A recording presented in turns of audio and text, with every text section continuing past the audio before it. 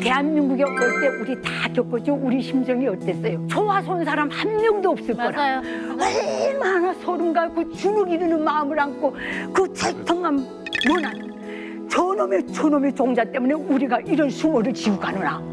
대한민국에서 나오신 분이 여사님이 이렇게 된 것은 여사님이 잘못이 아니지 않습니까?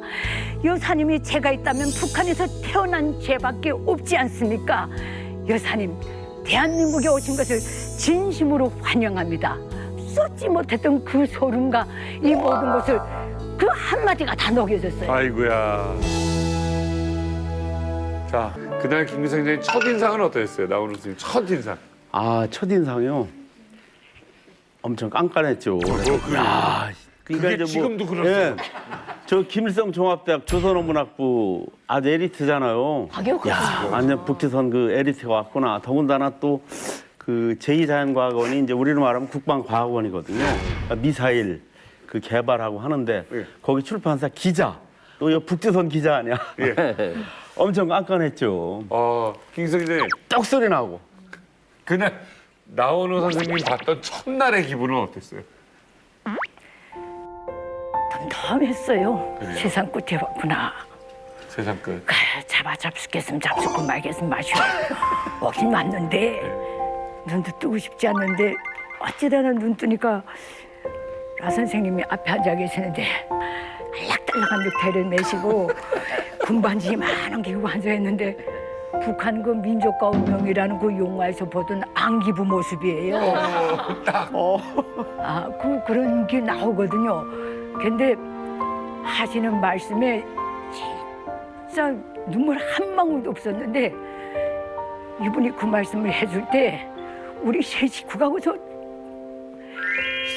울음소리 하나도 안 내고 계속 하고 울었어요. 너무 고마워서. 이 대한민국에 오신 걸 환영한다는 거 당신이 잘못이 아니지 않는가? 어떻게 그렇게 위대한 말씀을 해주셨습니까? 우리 김길성 기자님이 그러니까 선생님이 한마디 하신 거에 너무 감동을 받으셨다고 하셨잖아요. 그 얘기 들었을 때 기분이 어떠셨어요? 아, 그래서 사실은 우리 저 작가 선생님들한테 그런 말씀 했다는데 그래서 저는 그냥 당연히 처음 오셨을 때 제가 이제 대한민국을 대표해서 이제 이렇게 하는 일인데 그 한마디에 이렇게 그냥 감명 받으셨다 그래서 진짜 보람을 느꼈죠, 보람. 탈북민 관련 업무를 이렇게 한 게 진짜 잘한 거구나. 제가요 북한에 있을 때 보육부도 겪어봤고 그렇지. 우리 아버지도 보육원이었고 추방돼서 그 보안원들 놓는 꼬라지는 개승냥이들이에요. 사람 시그맣게 끌어당기고 하는. 난 대한민국에 왔을 때 이 국정원 직원들도 이렇게 예심원들도 그렇게까지는 안 해도 어딘가 머리가 떡떡거리는 면이 있겠다 그런 생각을 했어요. 근데 우리 아버지가 너 남조선으로 가라 나보고 내 떠날 때 그렇게 말해주면서 그럼 거기는 그런 사람들이 아니야 그 얘기를 해주더라고요. 우리 아버지가 한일을 구분야에 계셨거든요. 근데 대한민국에 와서 첫 시작부터 그 조사기관 문 넘어서서 오늘날까지도 그렇게 매너가 좋은 분들이 없어요. 내가 만났던 분들은. 하나 느낀 게 정말 그 최고의 국가정보기관의 직원으로서 정말 가족적이셔. 예, 따뜻해. 그러니까 지금 김 기자님도 그 눈물이 나시죠. 그러니까 지금 말씀하신 거 보니까 무슨 동네 오빠 같으셔. 그러니까 굉장히 가족적인 면이 높으시네요. 아니 근데 여기 계신 지금 이명선 대표님이랑 그 강철한 대표님은 언제 만나신 건가요? 그러면 강철한 대표가 이제 그 92년도 같아요. 92년 8월인가 그래요. 그죠? 어떤 게 누가 강철아니? 누가요? 오른쪽? 삐죽. 예. 아니요, 바로 사람됐네. 이번 가서. 진짜 말랐었다. 저 친구들은 배 타고 왔는데 진짜 저 강철환은 어려서 정치범 수용소에 들어간 거거든요. 15관리소. 그래가지고 새카매가지고 그냥 떼국이 진짜 짤짤짤짤짤. 아 그래요? 예, 그렇게 하고 왔더라고. 그리고 이제 이명선 대표는 93년 네, 8월. 8월. 강철한 대표랑 비슷해요. 저기 누구요? 저 강철아 선생님. 저게 바로 접니다. 예, 예, 예. 저렇게 날씬했다고? 너무 날씬하다. 그치. 이명선 대표는 이제 군사건설국에 그 경비소대장 중위 하다 왔거든요.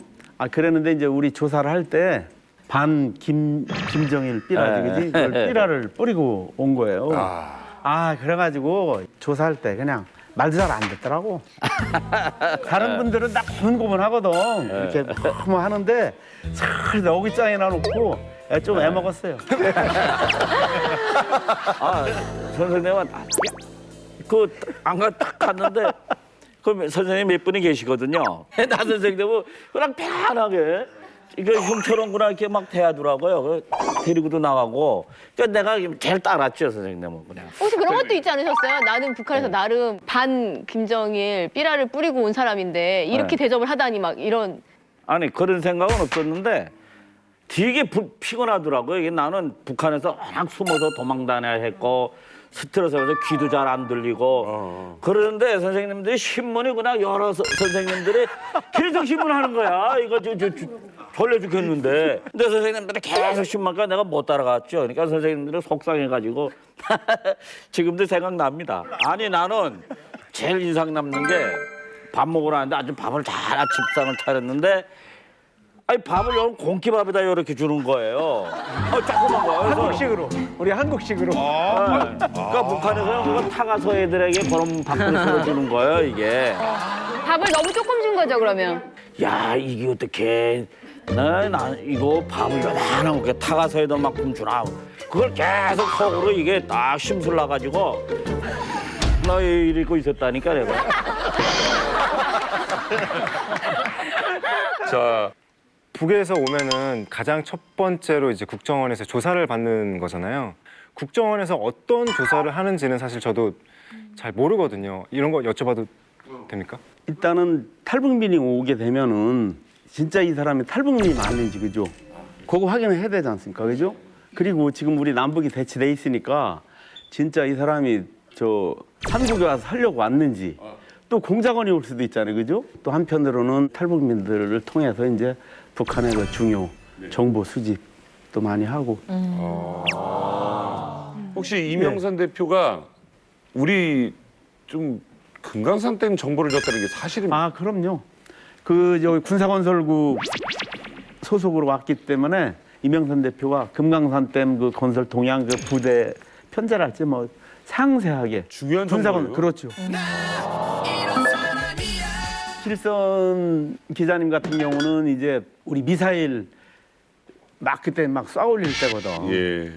그래서 이제 그 미사일 관련 그 고급 정보도 많이 제공을 했고, 그러니까 사실 다른 분하고 많이 틀려서 저도 또 더 많이 애정도 갖고, 그 후에도 그래서 전화로 이제 간혹 미사일 뭐 이런 거 관련해서 뭐 오면은 제가 이제 전화로 해서 많이 묻기도 했고. 근데 저는 대한민국에 와서 나를 이렇게 조건 없이 받아줬는데 밥값은 해야 되겠다 해가지고 정말 한치 한초 다투면서 제가 모든 걸 기억하고 있는 걸 최선을 다해서 빨리 넘겨줘야 되겠다. 그 생각 하나밖에 없었어요. 저는. 맞아. 예. 대단하십니다. 아마 정치범 수용소에 가보면 30~40%는 기자 출신일걸요. 말 잘못했다든가 글을 잘못 써서 다 끌려간 거예요. 예, 기자 생활하면서 고충이 심해요. 그럼. 김일성 진실을 알고. 족속에 그거 하고 현실 괴리가 너무 심하니까 좀 나약한 사람 자꾸 헷갈려요. 이게 그럼요. 가는 길이 맞나. 그러니까 이 사람이 그걸 쓴 거예요. 친하는 지도자 김정일 동지에게 정성껏 그 편지를 올린다는 거. 아, 지금 우리나라가 어느 길로 가고 있습니까? 산주의로 가는 길이 맞습니까? 하루아침에 없어지고 가족도 다 없어지고요. 그다음에 내가 탈북 갈 때까지 그 사람 못 봤어요. 이건 또 아무것도 안 해요.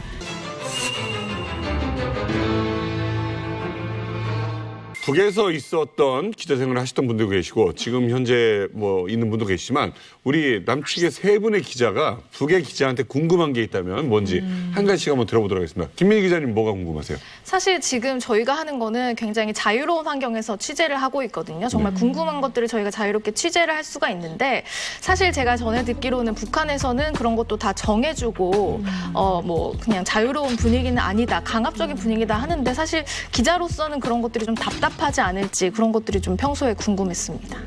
김정은 위원장 좀 심기 거스르는 기사가 나갔다 했을 때 네. 정시범 수용소 간다 이런 좀 얘기도 들었어요. 그래서 그런 부분들이 정말 좀 궁금해가지고 오늘 좀 말씀 좀 들었으면 어떨까 합니다. 네. 그렇죠. 왜냐하면 김일성 족속이 이거 나가요? 족속 해도 할수 있어요. 그동안 몇 번을 했는지 아세요? 수령 족속을 위한 수령 족속을 위한 정권이에요. 김일성 족속이 사상 다 바쳐서 김일성 족속을 모시라는 거예요. 김일성 족속에 대한 충실성을 너만 하지 말고 대대선선 김일성 가족이라고 한 적이 한 번도 없어요. 언제나 정신이 많지. 한 번도 집안이라고 한 적도 없어요.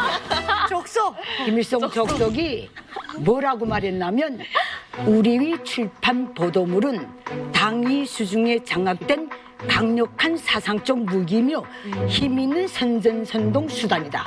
이렇게 딱 규정이 났어요. 한 글자도 안 이거는 기억하는 거 뭐라. 교과서고 슬로건이에요. 출판 보도물에 대한 이건 내 말이 아닙니다. 다 뒤져보세요. 그대로 나올 거예요. 난 너무 귀에 대도로가 뚫릴 정도로 들었기 때문에 기억하시네. 대도로 실수 안 해요. 그러니까 이제 당 중앙위원회 선전선동부에서 모든 언론 보도기관들이 상반된 데에 내보낼 과제들, 방향들, 하반된 데에 내보낼 과제들 이거 다 지적되는 거예요. 거기서 한 톨도 빗나가지 못해요. 그 뭐 거기서 조금 문장은 바꿔도 돼요? 약간? 문장도 못 바꾸죠. 그건 왜냐면 북한의 모든 언론 보도물의 기사의 문장은 김일성 족속이 오풍과 문풍대로 딱 쓰라고 돼 있어요. 북한에서는 좋은 기사, 인민대중이 이거 북한식 표현입니다. 인민대중이 귓맛에 맞는 기사를 쓸 수가 없어요. 몽땅 수령이 사상과 의도에 맞게 딱 써야 돼요. 취재 안 나가도 얼마든지 써요. 취재 안 나가도 어떻게 안 나가도 얼마든지 써요. 수령이 입맛에만 맞게 쓰면 되니까 각 취재도 마음대로 못 나가요. 북한은 수령 족속의 나라고 체제이기 때문에 우리 모든 기자가 편을 둔 노예일 뿐이에요. 때문에 수령이 사상과 의도에 맞게 딱 써야 돼요. 여기서 벗어난다. 우리는 여기는 계속 무슨 이거하고 싸움한다. 우리는 검열부서하고 싸움해요. 우리는 검열 단계가 엄청 올라가거든요. 뭐 한 일화듣게 돼요. 검열 단계가. 그래서 중요 기사는 중앙당 선전선동부까지 올라가고 특히 노동신문 종론 사설 같은 건 수령 족속의 책상 앞에까지 딱 가요. 그래서 사인이 나와야 내게 돼 있어요. 근데 저는 기자님한테 궁금한 게 뭐냐면 제가 한번 동영상을 봤는데 북한의 기록 영화에는 김 부자의 그 음성이 다 빠져 있습니다. 근데 실제로는 저희 아버지가 이제 인민군 대회를 여러 번 참가하면서 보니까 김일성이나 김정일이나 한 번도 아래 일꾼들한테 존댓말 써본 적이 없더래요. 그래서 탁 옆에서 받아 적는데 야구 발전소 2개 지으라. 이렇게 하면 그게 어떻게 나오냐면 수령님께서는 다음과 같이 교시하셨습니다. 화력발전소 2개를 지어서 인민생활을 향상시켜야 하겠습니다. 이런 식으로 다음과 같이 교시했습니다. 다듬어지고 예뻐지고 더 은미화돼서 나오는 거예요. 그런 거를 딱 받아서 이렇게 좀 이렇게 미화시키는지 그런 게 궁금한 거예요. 네, 물론 미화시켜야죠. 수령은 신이니까. 저도 김정일이가 우리 과거원 현지사를 할 때 녹음 테이프 풀 때는 길길이 띠지경으로 신경이 나고 얼마나 쌍말을 써놓고 막 배다 놓고 오용감, 장용감 막 이렇게 부르거든요. 그걸 정리하는 게 거기다 비단 옷을 입히는 게 얼마나 힘든지 몰라요. 이거 지금 알게 됐어, 진짜. 녹음은 할 수 있어요? 그럼 내가 녹음한 게 아니라 뒤 따라다니는 것들이 들고 다녀요, 녹음기. 그래가지고 야, 이건 극비겠네, 극비. 그 녹음은. 녹음 테이프는. 녹음 테이프는 그저 원본 자체로 보관할 뿐이지 나올 때는 아주 세련된 공산 지도자답게 멋있게 얘기하는 게 딱 나오죠. 그래도 혹시라도 이런 사람 있잖아요. 막 기자가 막 됐어 자기가. 그래서 그냥 기자 정신에 그냥 좋은 의미로 나쁜 거 말고 그냥 좋은 얘기 이런 얘기 써도 되나요? 이렇게 해서 자기가 좋게 마음대로 쓰는 사람이 있을 수도 있잖아요. 아부하려고. 그럼 발상 자체를 안 하는데 아부. 그 속에서도 또 이렇게 도전 정신이 있는 사람들이 있어요. 그 자기 머리 달고 있으니까. 그렇죠. 그래서 그런 사람들이 아마 정치범 수용소에 가보면 30-40%는 기자 출신일걸요. 말 잘못했다든가 글을 잘못해서 다 끌려간 거예요. 우리 주위에서 내가 17년 기자 생활했는데 우리 출판사에 굉장히 권 있는 기자가 하나 있었어요. 전사자의 아버지가 6.25 때 연대장으로 근무했던 전사자인데 어느 날 없어졌어요. 한 2달 전에 어디 갔나 장기 출장 갔다는 거예요. 한 2달 지나니까 우리 출판사 담당 보위원이 기자들만 쫙 모여놓고 특별 강연을 하더라고요. 하더니 그 사람이 이름을 부르면서 에이 반혁명분자 마지막엔 남조선 괴뢰도당과 손잡고 무슨 우리 체제를 어떻게 우물의 양으로 이런 식으로 강의를 하더라고요. 그 사람이 무슨 시간이 있어서 남조선까지 나갔다가 손잡고 들어왔나 그렇게 농담했거든요. 근데 후에 알아보니까 그게 아니고 얘 기자 생활하면서 고충이 심해요. 그럼. 김일성 진실을 족속이 그거 하고 현실 괴리가 너무 심하니까 좀 나약한 사람 자꾸 헷갈려요. 이게 가는 길이 맞나. 그러니까 이 사람이 그걸 쓴 거예요. 친하는 지도자 김정일 동지에게 정성껏 그 편지를 올린다는 거. 지금 우리나라가 어느 길로 가고 있습니까? 단지로 가는 길이 맞습니까? 환장했어요. 허벅지도 돼지로 들어갔네. 아주 좀 들어봐. 떠들지 말고. 그런 식으로 써서 이게 정말 이게 공산주의로 가는 길이 맞습니까? 자꾸 깨나면 경제도 나빠지는 것 같은데 이렇게 올린 거예요. 근데 이 사람은 대담하게 자기 필적으로 이름까지 다 다시서 올린 거예요. 성신이야. 하루아침에 없어지고 가족도 다 없어지고요. 그다음에 내가 탈북 갈 때까지 그 사람 못 봤어요. 이건 또 아무것도 안 해요. 저 백과사전 출판사에 식물 도감을 만드는 편집부가 있었어요. 거기에는 그 은방울꽃이라는 그 도감, 그 은방울꽃에 대해서 해석을 하면서 은방울꽃이 약재고 어쩌고 하다 마지막에 그런데 독성이 좀 있다면 이런 식으로 써놓은 거예요. 그 은방울꽃을 해석하다 나니까 그 기자 혁명화 갔다 왔어요. 왜? 1949년도인가 48년도에 김일성이가 스탈린 만나러 소련 갔다 올 때 비행장에 내렸을 때 은방울 꽃다발 들고 나가서 들었었어요. 맞아요. 세다의 소원은 김일성 수상을 주석으로 부수상 겸 애무상 박헌영 선생, 김혜희 선생 악수를 교환하시었습니다.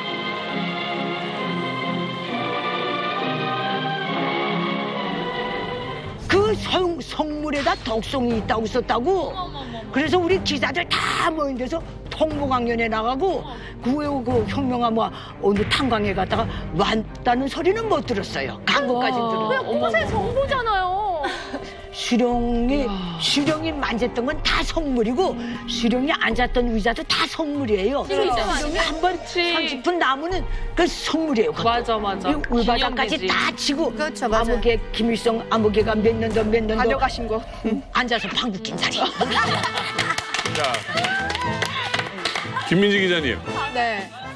지금 얘기 들으니까 어떠세요? 기자님 최고다. 사실 대충은 알고 있었는데 이 정도까지 심각한 줄은 사실 몰랐거든요. 좀 생생하게 듣고 보니까 그냥 남한에서 기자를 하고 있는 게 정말 다행이라는 생각이 들었어요. 안 그랬으면 저는 벌써 몇 번을 끌려갔을 수도 있을 것 같다는 생각이 잘 들었어요. 없지.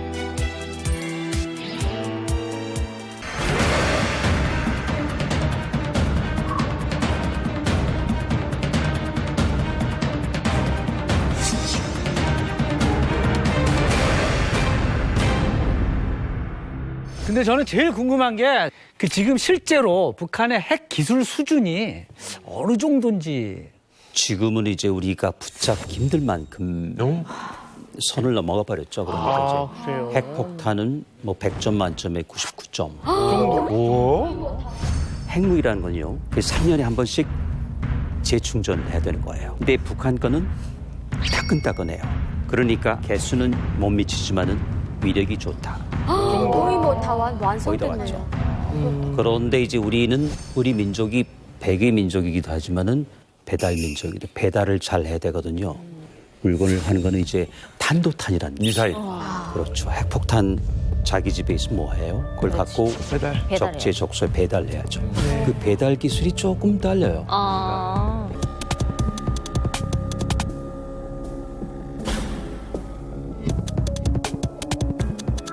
그냥 거기가 군수 기지일 수도 있고 뭐 저기 비료 공장일 수도 있고 그런데 구분이 안 되는 것이죠. 그래서 충분히 가능해요. 근데요, 진짜 궁금한 게 도대체 미국은 어떻게 이 핵시설을 발견하는 건지 진짜 궁금해요. 오래전에 남아공에서는 말이죠. 유치원 놀이터 밑에 군수공장이 있었어요. 우라늄 농축기가 있었단 말이죠. 그걸 미국이 찾아냈는데 어떻게 찾느냐면은 농축기가 들어있으면은 우리 권총 쏘면은 연기가 나잖아요. 네. 세 가지가 나와요. 열이 나고 소리가 나고 그리고 전자파가 나오고 그리고 마지막으로 전력 소비가 대단히 많아요. 와, 맞지. 미국이 맨 처음 만들 때 전국 전력 소비량의 10분의 1을 한 공장에 썼단 말이죠. 그것만큼. 그러면 어떻게 되느냐면은 특히 밤에 적외선 열감지라고 하죠. 열감지. 이걸 하면 우리 그 동물의 왕국 보면은 빨간색, 오렌지색, 뭐 빨간색 똑같아요.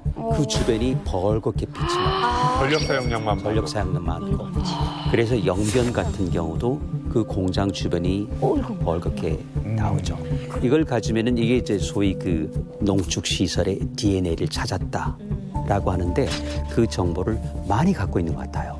그러니까 어찌 보면은 영변 플러스 알파가 아니고 알파 플러스 영변이다. 그러니까 알파가 더 큰 거예요. 영변은 80%도 아니고 빙산의 일각이었다. 핵시설의 요충지는 어딘가요? 북에서 바로 오신 분들이 더 잘 아시겠지만은 그 중에 하나가 3년 전에 조금 대세특필됐던 부분이 평북 방연인데요. 보통 비행장으로 알고 공군 기지죠. 거기에는 그냥 군수공장이에요.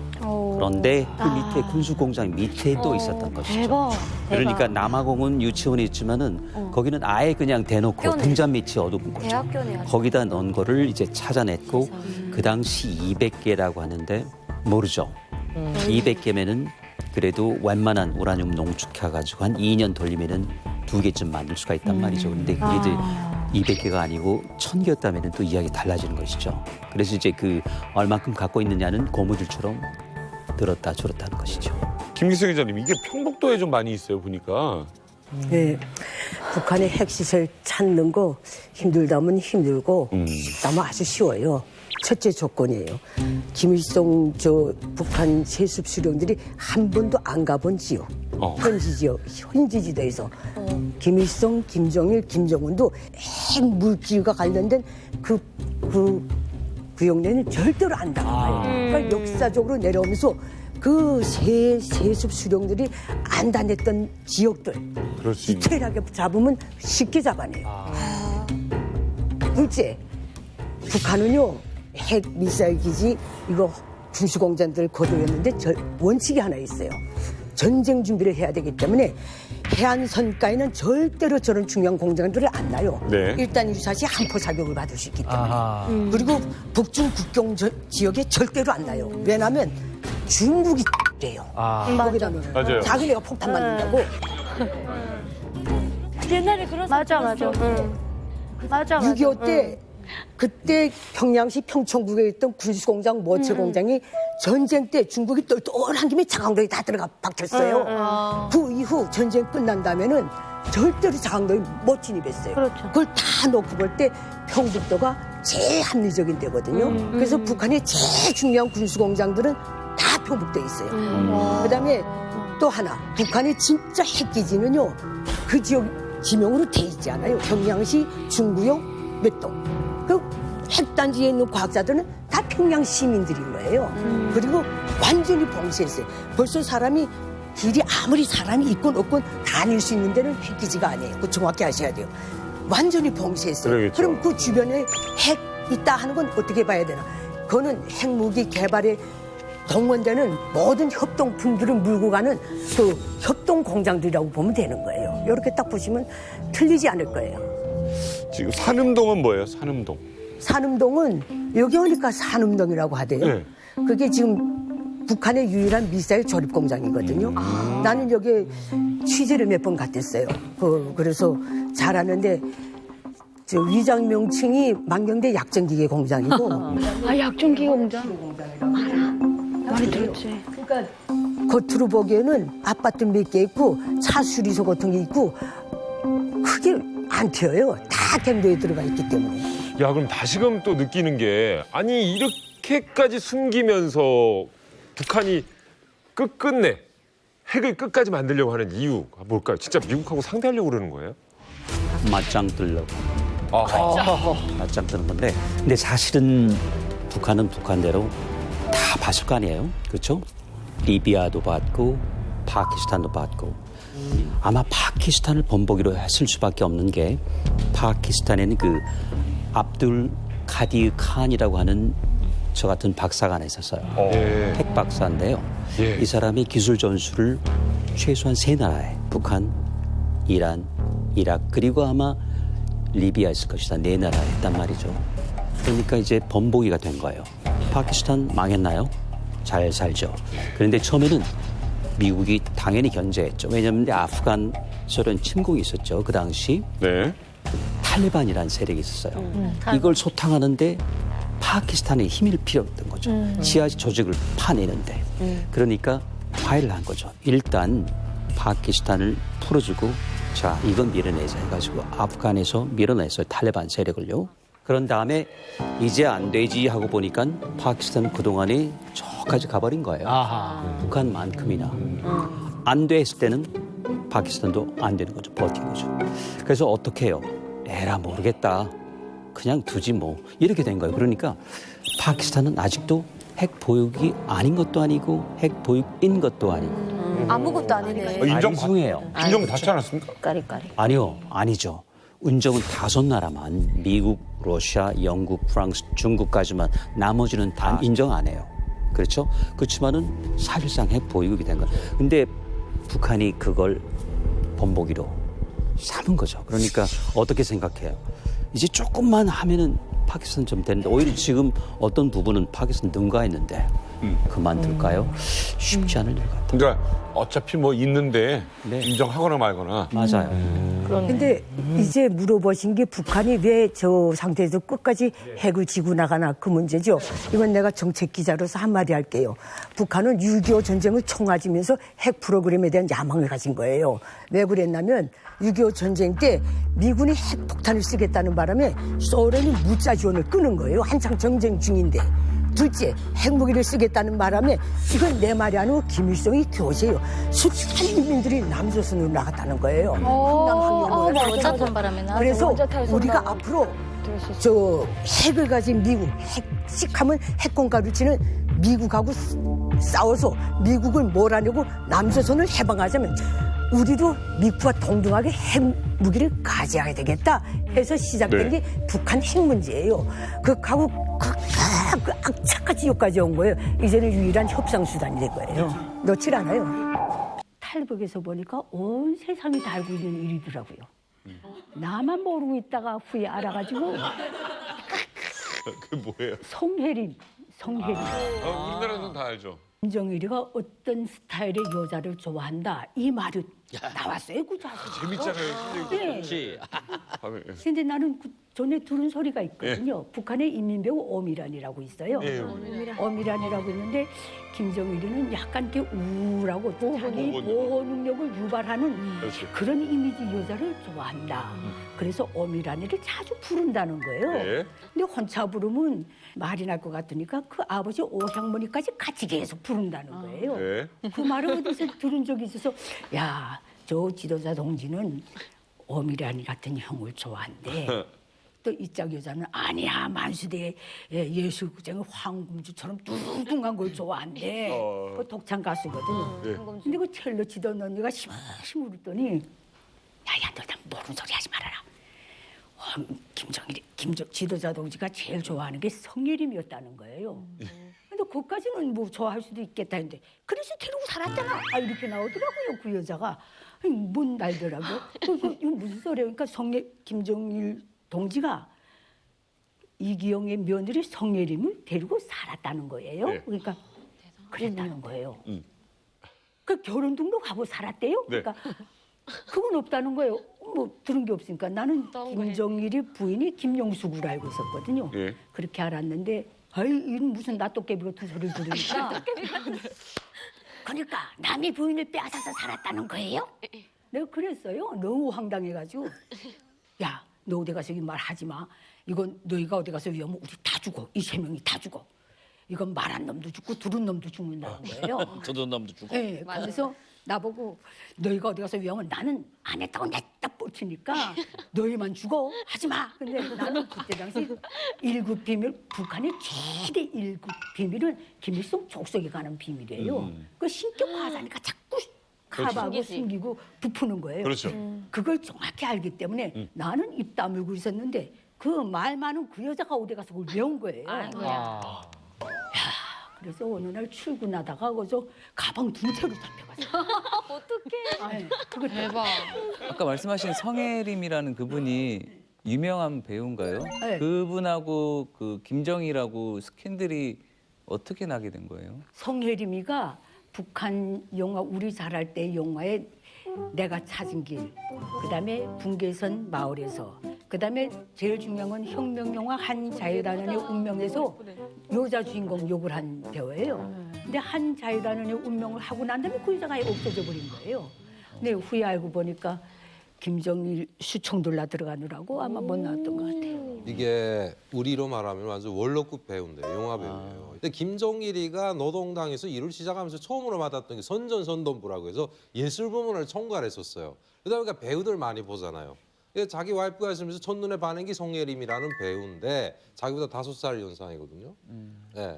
상관없어. 근데 벌써 이 성예림이라는 사람은 그때 당시 작가동맹 위원장 초대 위원장을 했던 이기영이라는 사람, 그 사람의 와이프 며느리였던 거예요. 거기 이옥돌이라고 하는 딸까지 있는 유부녀를 갖다 가로채서 이혼을 시켰어요. 이혼을 시켜갖고 살다가 결국은 김일성이가 노발대발한 거죠. 이런 거 인정 못해 해가지고 그다음에 그 사이 김정남이가 태어났고 해서 이 둘이는 모녀는 러시아에 가서 씁쓸하게 외로 살다가 죽어보죠. 어우, 족보가. 너무 많아서 여자가. 뭐가 복잡해. 다 셀 수가 없어요. 여자 너무 많아.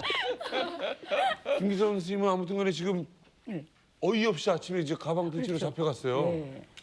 잡혀갔는데 야, 난 그렇게 잡혀가서 40일 동안을 취조받았는데요. 40일? 네, 40일. 그 말 한마디 때문에.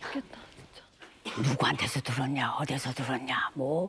내가 이때까지 못된 말 한 거 다 쓰라는 거예요, 비판서를. 만장가. 나는요, 첫날에 갔다가 내보내는 줄 알았어요. 아침에 잡혀가가지고. 아이고. 감옥에 들어갔는데 거의 매일 비판서 씌우는데 사람이란 게 묘해요. 왜요? 아무리 내가 뭘 나쁜 말을 많이 한 것 같던데 이틀 쓰고 나니까 쓸 게 없어요.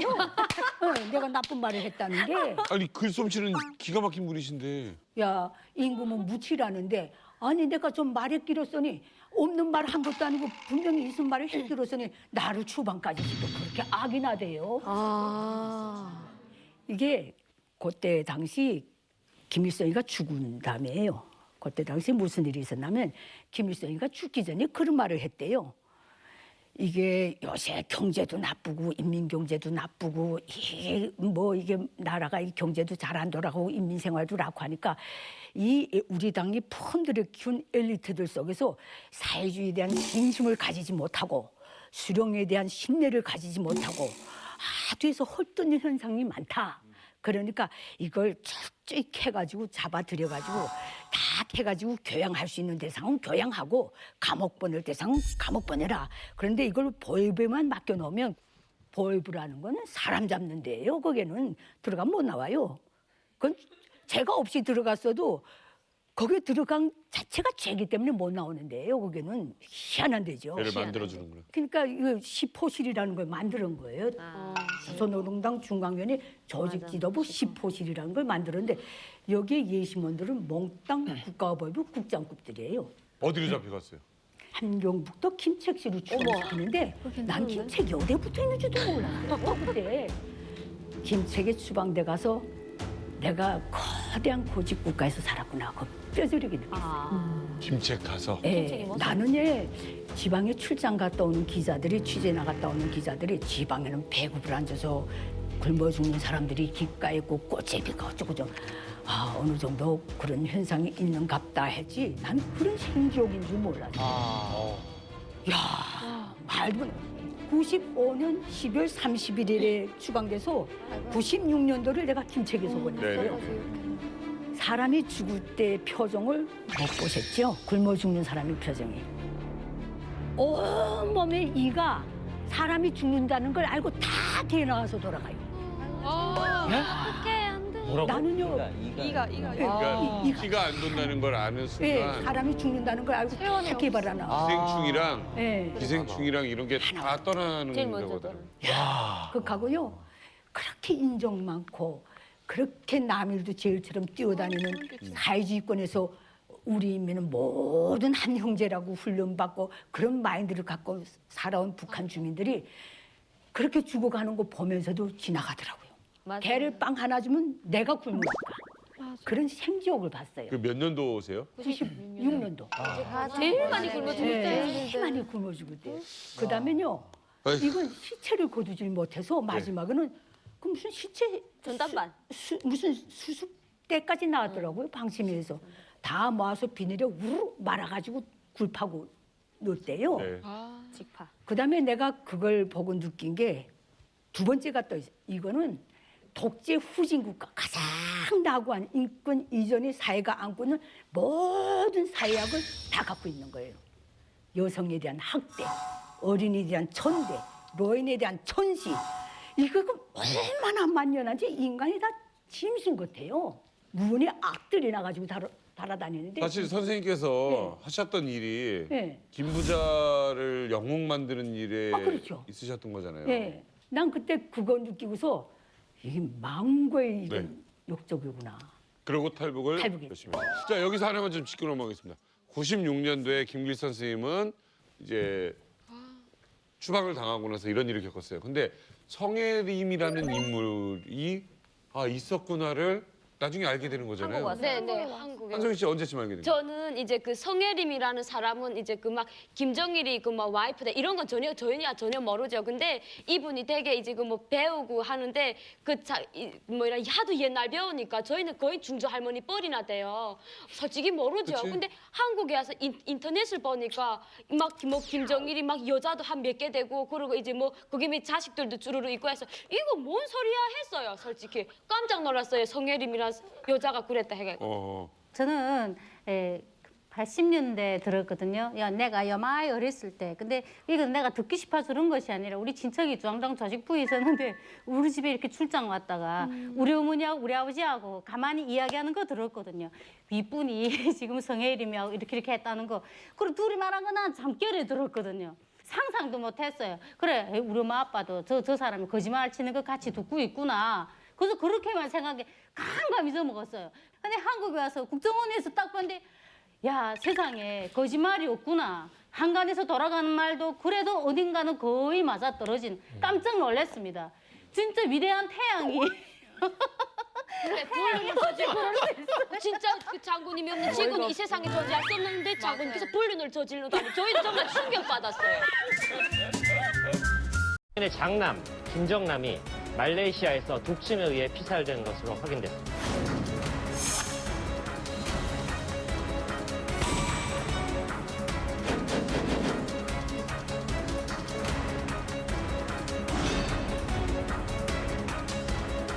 전남이가 딱 감시 받는다. 그리고 24시간 받는다. 감시자들이 왁 쓸어왔다가 또 싹 없어지고 할 때는 너무 공포를 느낀다.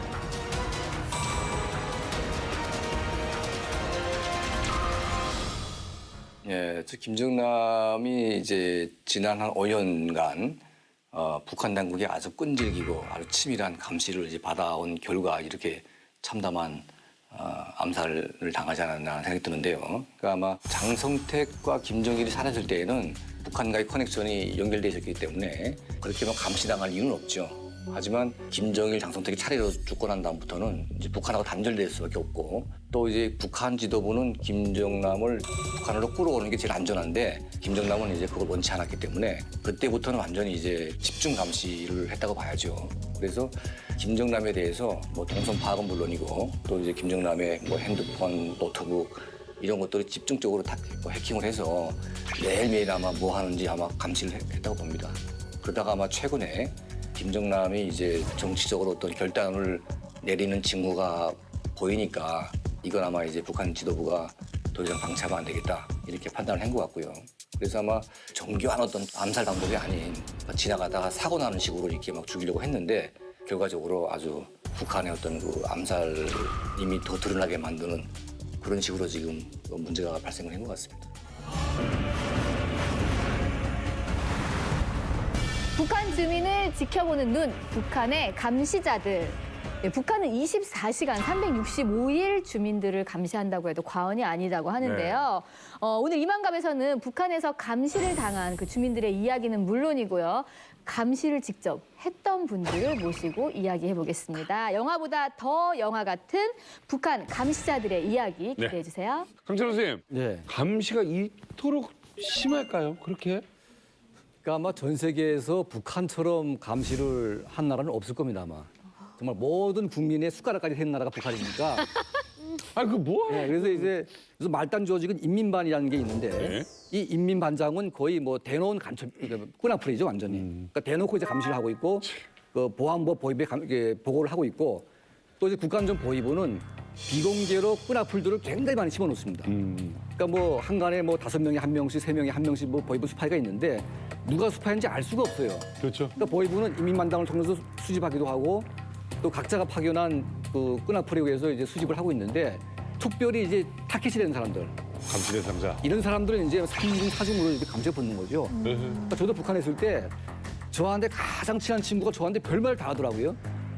그래서 이 친구한테 별말을 다 했는데 그게 보위부로 다 들어갔어요.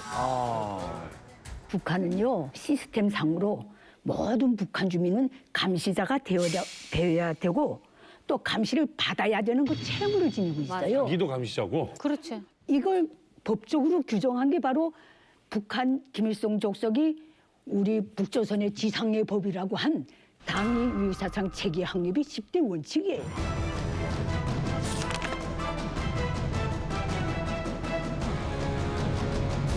(10대) 원칙을 지켜야 생명권과 생존권을 가져요. 그 10대 원칙의 64항 마지막 점까지 요구하는 게 뭔지 알아요?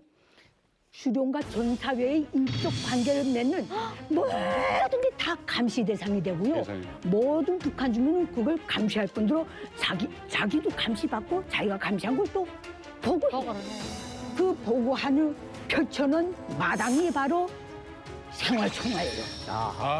모든 주민이 주, 월, 분기, 년이면 당원들은 당 생활총화, 모든 근로자는 자기 조직에서 다 근로자한테 생활총화를 해야 되는데요. 애들도 한다면서요, 학교에서? 다 하죠. 애들도 하죠. 소년단도 다 하죠. 거기서 참 묘하게 해놨어요. 자기 비판만 하면 안 치질 않아요. 일어나서 생활총화 시키고선 남이 비판을 꼭 해야 앉아요. 남용. 아시죠? 예, 맞아요. 나 비판 및 호상 비판을 해야 내 할 일 다 했구나 하고 자리에 앉을 수가 있어요. 누구를 찍어서 욕을 해야 되는 거네요. 무조건 해야 돼요. 그거 안 하면요. 아주 나쁜 사람으로 찍혀요. 근데 잘못한 게 없는 사람한테도 만들어서라도 해야 되는 거죠. 만들어서라도 해야죠. 이야. 선생님, 그러면 그 감시하는 게 일반 주민들보다는 고위층으로 갈수록 더 심하겠네요. 아이고, 더 심하죠. 이게 김일성 족속이 뭐라고 말했냐면 충신도 곁에 있고 간신도 곁에 있고 배신자도 곁에 있고 이걸 연구처럼 외우는 거예요. 자기 가까이 올수록 배신자도 날 확률은 높고 뭐 그 잘나게 노는데 왜 배신자가 없겠어요? 그 잘나게 노는데. 이 짝이 충신이 될 확률도 높다는 거예요. 네. 올라갈수록 제일 그 감시가 심한데 이거 저게 집중적으로 내가 신뢰를 들면 황정엽 김덕홍 선생님이 정치망명할 때 그걸 모의하는 거를 다 바깥에 나와서 얘기를 했어요. 너무 도청이 심하고 하기 때문에 그 상위로 올라갈수록 모든 상위층 1%를 감시하는 게 바로 중앙당 조직 지도부 직속의 창강 안전부라는 거대한 비밀 기구예요. 걔들도 서로가 또 감시할 거 아니야. 그 안에서도. 그렇지요. 그 아주 요상한 나라를 유지하자니까 네. 그런 게 없으면 안 되는 거예요. 그래요. 한 365일을 감시를 당하는 북한 주민들인데 북한 당국이 주민들을요 더 철저하게 감시하기 위해서 주민들 사이에 밀정을 심어놓는다고 합니다. 과연 어떤 사람을 밀정으로 심어놓을지 저희가 준비했습니다. 화면 보여주세요. 3위가 조선족 보따리상, 2위가 진료소 관계자입니다. 조선족 보따리상과 진료소 관계자가 3위, 2위에 있는데 네. 박현숙 씨, 네. 이런 사람을 밀정으로 심어놓는 이유는 뭘까요? 원래 북한의 조선족뿐 아니라 한족도 이렇게 북한 보위부의 그 정보원이에요. 근데 그 사람들은 밀수를 해야만이 생계를 유지해요. 그 압록강 그 자체가 압록강 두만강이 그 사람들이 생계 그 목적인데 그걸 통해서 자기 생계를 유지하려고 보니까 북한 보위부가 너네 이 여기 밀수를 하겠으면은 우리 시키는 일을 해야만이 한다 하는 그런 게 있어요. 그러니까 그 사람들은 경제적으로 밀수를 하고 그다음에 그 마을에 북한 여자 아니면은 조선 남자, 북한 남자 와서 무엇을 넘겼으며 무슨 일을 하며 무슨 말을 했으며 한국에 갔으며 그 가서 몇 명이 오며 하는 걸 이제 일주일에 한 번씩 계속 적어서 이제 그 반탐이나 그런 데 보내야 돼요. 그러니까 우리하고 웃으면서 밀수를 하고 뒤에 돌아앉아서는 누기 오늘에 와서 뭘 가지고 왔다고 이렇게 말하는 거예요. 신기해요. 예, 아무튼 그리고 뭐 진료소 관계자를 밀정으로 삼나요? 왜? 이게 북한의 모든 중요 기관들은 직료소가 다 있어요. 공장도 그렇고 구급 의료 활동을 할 수 있는 그런 직료소들이 다 있거든요. 네.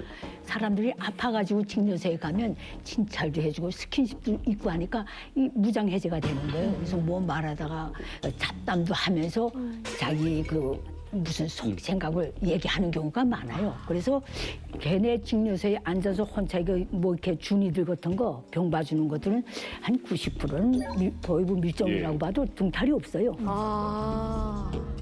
그렇다면 여기서 이제 북한에서 밀정으로 삼는 베스트 3에서 1위는 무엇일까요? 처음에 딱 든 생각은 과학자였거든요. 예. 왜냐면 많은 이제 무슨 어떤 기밀이나 이런 걸 많이 알고 있으니까. 근데 한편으로는 군 관계자일 것 같아요. 왜냐면 가장 중요한 부분이거든요. 그렇지. 배신을 하거나 뭐 이런 문제가 생겼을 때 이거 정답 같다. 네, 큰 문제라. 자, 정답 확인해 보겠습니다. 자, 1위는 바로 유치원생 아이들입니다. 네. 유치원생 아이들을 이렇게 해가지고 하나 봐요. 이해가 말도 안 된다, 되지만. 제가 학교 때인데 고등학교 때 이제 비사 그룹밥 금년에 붙었어요. 근데 첫 왔는데 유치원인 거라. 유치원 가서 물어본 거 애기들한테 저녁 뭐 먹었어요? 저기 영화 뭐 봤어요? 이렇게 물어본 거라. 그러니까 애기들 다 말한단 말이에요. 어제 고기 무슨 고기 먹었어요? 하는데 북한은 돼지고기밖에 없답니까? 근데 돼지 어느 동네에서 하나 잡으면은 지원돼지 몇 킬로 맞추고 몇 킬로 어느 집 어느 집 하는 거 다 나와요. 조사 딱 해보니까 그 집은 돼지고기 안 사간 거라. 네. 그래서 딱 내렸는데 소고기 먹었거든요. 그래서 하루 아침에 자고 깨어났는데 집 안 가족을 다 실어갔더라는데. 소고기 하나 먹었다고. 그게 시범범이 걸리는 거라. 우리 동네에서 지금 한국 드라마를 봤어요. 근데 이제 잘 때 봤으면 모르겠는데 같이 보다 나니까 이제 그 보이부가 이제 그 집이 딱 들이쳐가지고 그런데 부모님들이 딱 모른다 했는데 애기 먹어서 야, 너 뭐 봤어? 이러니까 그 천국의 계단 봤다고. 그 이모가 막 웃는 거 봤잖아. 그리고 아빠가 저 개짝에다 넣은 거 말하지 말라 했는데 해가지고 봤는데 거기 CDR이 진짜 많았던 거예요. 그래서 그 집을 싹 잡아갔어요. 대박이다. 감시 얘기하면 뭐 끝도 없죠. 김명지 씨는 선배들 중에는 북한 갔다 온 사람 없습니까? 계시죠. 있어요? 북한에서 뭐 감시받았던 적이 없어요? 90년대 초반에 이제 그 북한과 이렇게 친선 경기도 이렇게 하고 했었거든요. 그렇죠. 그 선배님들 갔다 오시고 나서 이제 얘기해 주시더라고요. 호텔 이제 들어가면 어쨌든 비품이라는 게 정해져 있지만 또 부족한 게 있잖아요. 그렇지. 야, 여기 추운데 이불 하나 없다, 야. 이러잖아요. 그러면 정말 1시간 뒤에 이불을 가지고 오는 거예요. 듣고 있는 거예요? 네. 너무 무서운 거 아니에요? 처음에는 몰랐는데 친절해. 이게 신기하다는 거예요. 어떻게 우리가 부족한 거를 가지고 전화를 안 했는데도. 네, 안 했는데도 불구하고. 거청이다. 그래서 한번 시험을 해봤대요. 야, 이거 베개도 하나 없다, 야. 야, 이거 베개도 하나 없다, 야. 정말 1시간 뒤에 베개를 갖다 주는 거예요. 강철원 대표님, 정말 북한에서 호텔에서도 도청을 하나요? 그렇죠. 그러니까 이제 북한은 그 여관을 제한 호텔은 전부 다 외국인들이 사는 네. 개념이기 때문에 100%도 도청을 한다고 봐야죠. 외국인한테도요? 예, 그러니까 이제 고려 호텔 같은 경우에는 사충이 전혀 없어요. 소능충도 없습니다. 이게. 그러더라고요. 보통이 없어요. 그러니까 국가안전보위성이 한 개 충을 아예 인대내가지고 좁은 도청기구를 갖다 깔아놓고 다 듣고 있어요. 그러니까 호텔에서 그냥 자기 얘기한다는 것은 나 잡아가라는 얘기거든요, 이게. 그래서 절대로 호텔에서 말을 하면 안 됩니다. 호텔에서 입이 뚝 닫고 있나요? 그냥 가만히 있어야죠, 그냥. 예. 다 있어요. 네. 그것이 너무 알고 싶다의 김상중하입니다. 북한의 핵실험 지역인 함경북도 길주군에 이름 모를 귀신병이 나돌고 있다고 합니다. 이 귀신병의 증상은 먹어도 살이 빠지고 두통에 시달리며 후각을 잃는다는 것. 그런데 말입니다. 이 환자들은 병원 치료를 제대로 받지 못하고 점쟁이들을 찾아다니고 있다고 합니다. 이게 핵실험 때문인지 아니면 정말 귀신병에 시달리는지 무척 궁금합니다. 지금 나온 내용이 바로 귀신병인데 저는 귀신병 하니까 우리나라 영화 곡성에서 이런 대사가 있었어요. 무엇이 중요한지, 무엇이 중요한지도 모르면서. 보셨어요? 이야, 무섭네. 못 봤어요. 아이고, 그 재밌는 영화 못 봤어요? 아, 못 보셨구나. 그런 영화도 있어요. 이게 재밌어요. 약간 그 귀신병에 걸린 이야기인데요. 저는 먼저 강철한 대표님한테 그걸 물어보고 싶어요. 이 북한의 핵실험 때문에 귀신병이 나돈다는 이야기가 있는데 이게 정말 근거 있는 얘기인지 궁금합니다. 강철한 대표님. 예, 저는 그 핵실험과 관련이 있다고 보고 있습니다. 92년도부터 그 함북의 그 길주군에 있는 만탑산이라고 하는 그 높은 산이 있는데 그 산 바로 밑에 이제 핵실험장이 있습니다. 그 핵실험장 바로 옆에는 이제 북한의 악명 높은 화성 수용소와 해령 수용소가 있는데 수용소가 그 해령 수용소, 화성 수용소에서 수천 명씩 거기도 그 만탑산으로 가기 시작하는데 돌아온 사람이 한 명도 없어요. 그럼 죄수들이 거기 간다는 죄수가 동원돼가지고 핵실험장에 공사를 했는데 그러다 보니까 5차례 핵실험을 하면서도 한 번도 그 비밀이 새어나가지 않았습니다. 그러니까 정치범들을 전부 다 끌어다가 일을 시키고 다 죽여버리기 때문에 핵실험 비밀이 나갈 리가 없는 거죠. 또 이제 그 문제가 뭐냐면 길주군 지역 사람들. 이 지역에 이제 뭐 1차, 2차, 3차, 5차까지 가면서 방사능에 오염된 많은 사람들이 이제 앓기 시작한 거죠. 길주군 지역에 귀신이 돌고 있다. 이 귀신 때문에 많은 분들이 아파하고 있다. 그래서 이제 점쟁이가 창궐 하기 시작했고 많은 분들이 점쟁이한테 찾아가가지고 내가 이게 왜 아픈지 이걸 이제 알고 싶어 하는 것이죠. 그러면 고위관직들 있잖아요. 김정은뿐만 아니라 고위관직들 거기에 시찰을 안 합니까? 그러니까 이제 그 김일성 때부터 뭐 김정일도 그렇고 뭐 핵무기에 그렇게 집착을 하면서도 영변 핵기지나 길주군에는 단 한 번도 간 적이 없습니다. 사람들이. 한 번도 간 적이 없어요. 기차로 지나가면서 서본 적도 없습니다. 그러니까 방사능이 이미 노출되고 있고 이걸 막을 힘은 없다는 걸 알기 때문에 김치 부장은 단 한 번도 가본 적이 없습니다. 저는 그래서 반드시 방사능 피해가 좀 있다고 보고 있습니다. 그러니까 사실 저도 이게 허무맹랑한 그런 거짓말이 아니라 저는 사실이라고 보는 이유가 지하 핵실험을 하려면은요 최소한 3제곱킬로미터의 그 땅이 필요해요. 그 안에는 사람이 살지 말아야 돼요. 왜냐하면 북한 같은 경우는 상하수도 시설이 잘 안 돼 있어요. 그러다 보니까 사람들이 하천물 아니면 우물을 파서 물을 먹어요. 만약 근데 그 물에 이제 핵 실험으로 인한 오염이 된 물을 마셨다면은 당연히 귀신병이 걸리는 거죠.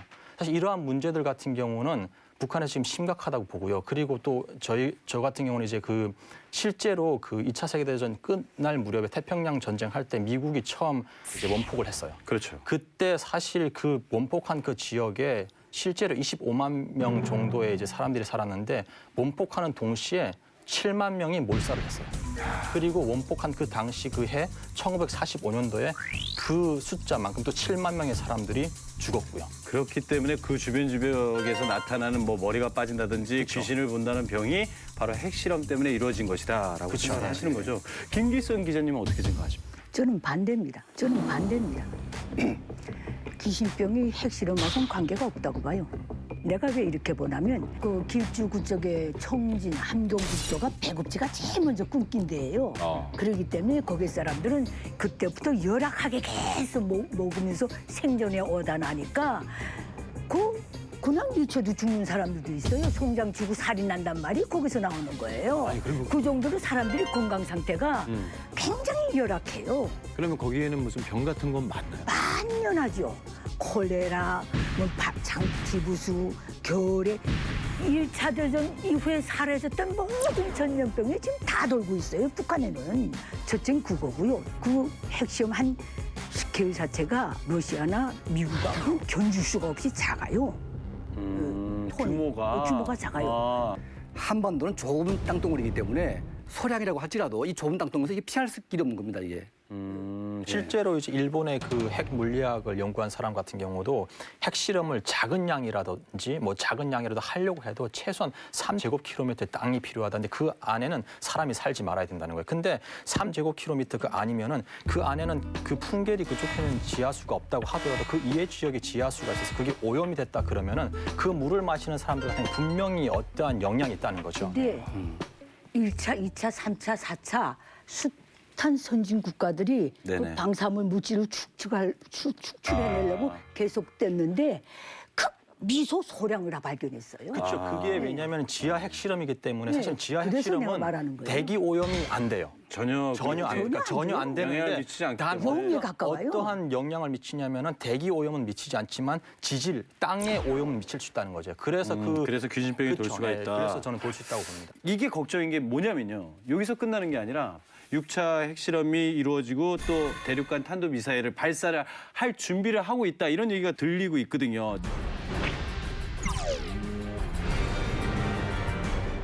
정말 6차 핵실험과 그다음에 탄도미사일을 발사할까요? 북한의 행태를 보면은 사실은 북한이 먼저 핵실험은 안 할 거예요. 왜냐면 ICBM을 먼저 발사를 할 거예요. 근데 저는 그 시기가 언제나 했을 때 저는 아마 김일성 그 생일 전후가 되지 않을까. 그게 4월 15일이거든요. 근데 올해가 또 마침 김일성이 태어난 지가 105년. 북한 말로 꺾이는 해거든요.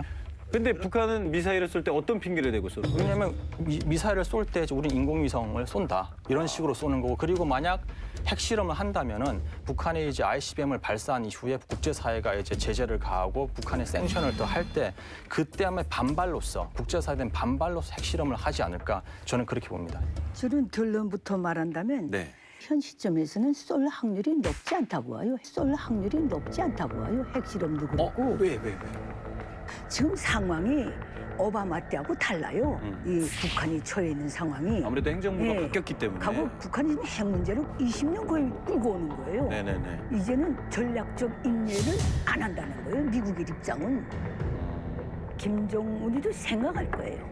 이제 쏘면 성공하든 실패하든 이거는 굉장히 데미지가 클 것이라고 생각합니다. 그러니까 북한은 공화당을 무서워하기 때문에 공화당을 아주 무서워하죠. 저는 이제 그 ICBM, 그 대륙간 탄도 미사일을 좀 쏜다고 보고 있습니다. 쏜다? 네, 쏜다고 보고 있는데요. 올해도? 왜냐하면 2016년도 2월 달에 이제 광명성 4호를 쏩니다.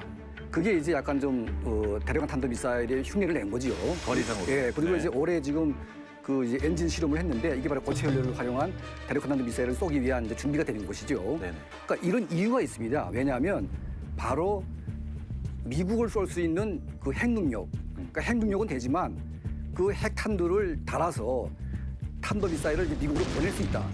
이 능력을 확실하게 보여줘야 됩니다. 그래서 저는 이번 4월 달에 그러니까 중국과 미국이 지금 북한을 압박을 하고 있지 않습니까? 이 압박을 하고 있는데 우리는 굴하지 않겠다. 강대 강으로 대응하겠다고 이제 선명을 하고 있고 미국은 우리 건드리지 말아라. 사실 이 얘기 모두가요. 6차 핵실험이 이루어지게 되면 솔직히 주민들은 굉장히 힘들어집니다. 정말 이거에 대해서 핵사이다. 우리 또 김기성 기자님. 근데 여기서 우리가 알 근데 거는 김기성 기자님, 핵사이다 뜻은 아세요? 핵사이다. 하여튼 뭐 시원하단 소리겠지. 뭐 시원하단 소리겠지. 맞아요. 근데 그 핵실험을 해서 북한 주민이 더 어려워진다. 상대적으로 놓고 볼 때 김정은이가 더 어려워지지 북한 주민이 더 어려워지는 일은 없어요. 왜냐하면 북한은 이미 어려운 나라예요. 이미 어려서 계속 내려가는 나라고 이번에 6차 있다고 해서 훅 내려가는 그런 건 없어요. 이미 구체적으로 다 고질하게 됐기 때문에 문제는 김정은 정권이 위험해지든지 살아나든지 죽든지 그 길이에요. 김정은이 힘들어지는 건 맞지만 김정은 정권이 힘들어지면 북한이 있는데 힘들어지는 것도 맞습니다. 그러니까 왜냐하면 이 트럼프 행정부가 이제 세컨더로 보이콧이라는 이제 그 새로운 무기를 쓰기 시작합니다.